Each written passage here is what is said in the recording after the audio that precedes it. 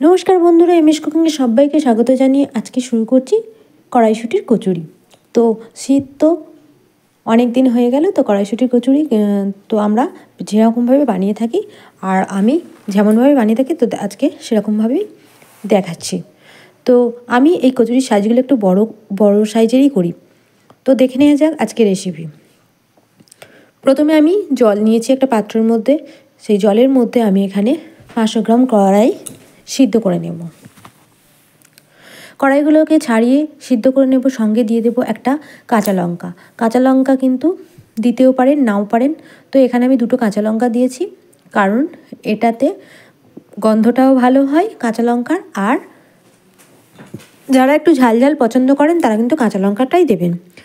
তো একটু যখন ফুটতে শুরু করেছে আর কড়াইটা যখন সিদ্ধ হয়ে গেছে, তখন একটা স্ট্রেনারের সাহায্যে আমি জলগুলো ছেঁকে নেব।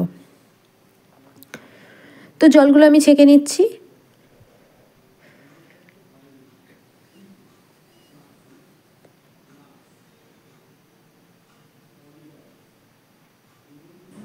তো জলগুলো ছেঁকে নিয়েছি, আর এটাকে ঠান্ডা হওয়ার পরে তবেই কিন্তু আমি পেস্ট করব। ততক্ষণে আমি এখানে ময়দা মেখে নেব। তো ময়দা মাখার জন্য ময়দা নিয়ে নিয়েছি।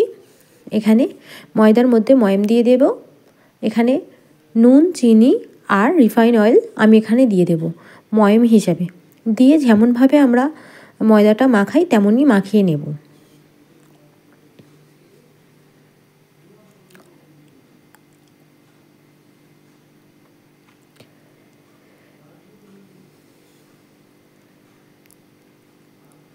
তো অল্প অল্প করে জল দিয়ে কিন্তু ময়দাটা আমরা মাখিয়ে নেব।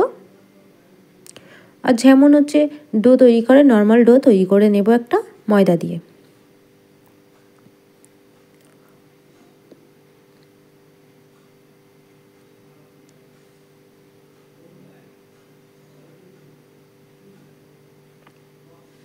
তো ময়দাটা আমি এরকমভাবে মাখিয়ে বেশ 5 মিনিট মতো রেখে দেবো। তারপর 5 মিনিট পরে ময়দাটা খুলে আমি বিভিন্ন যেমন লেচি করব, যে যেমন করবেন তেমনভাবেই লেচি কেটে নেবেন। তো আমি একটু বড় সাইজেরই করছি, তো এটা আমি বড় সাইজেরই করেছিলাম। তো লেচিগুলো এরকমভাবেই কেটে নিয়েছি।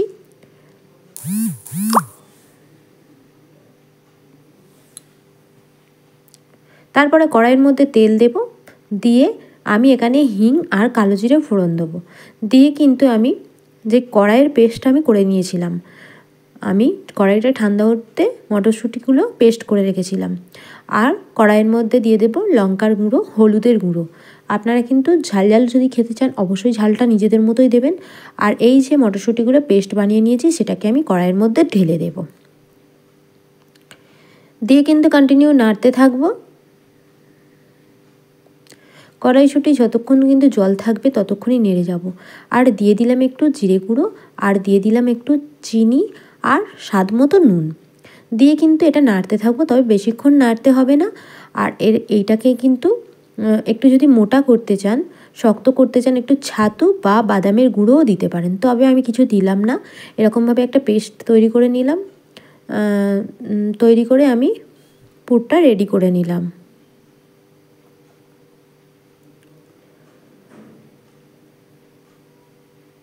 এটা ঠান্ডা হলে কিন্তু আরও একটু বসে যাবে।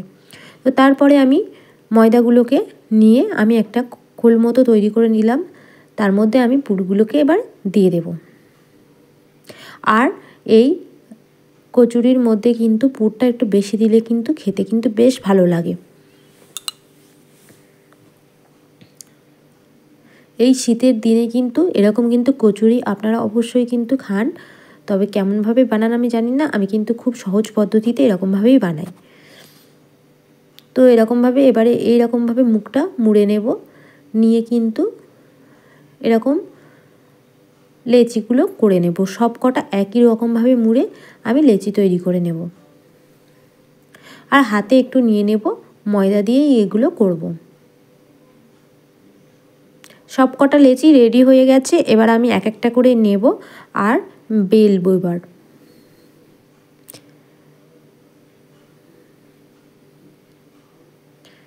তো কিছুক্ষণ পরে আমি এগুলোকে নিয়ে এবার বেলে নেব।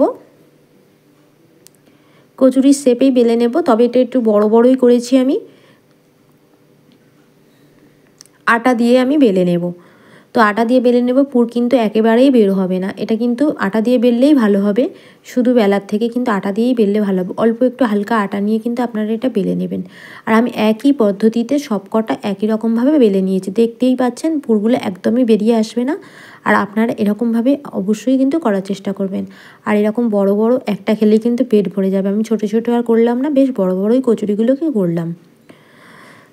তো এবারে আমার সব কটা বেলাও রেডি হয়ে গেছে। এবার আমি কড়াইয়ের মধ্যে রিফাইন অয়েল নিয়ে নেব, আর আমি এক এক করে ভেজে নেব।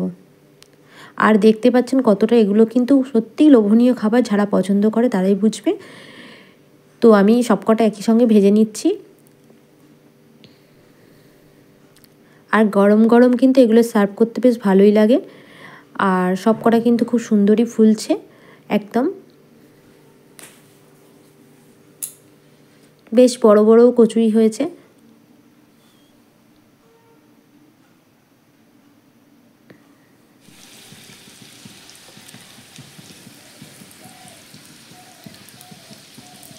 তো আমার সব কটা মোটামুটি ভাজা হয়ে গেছে।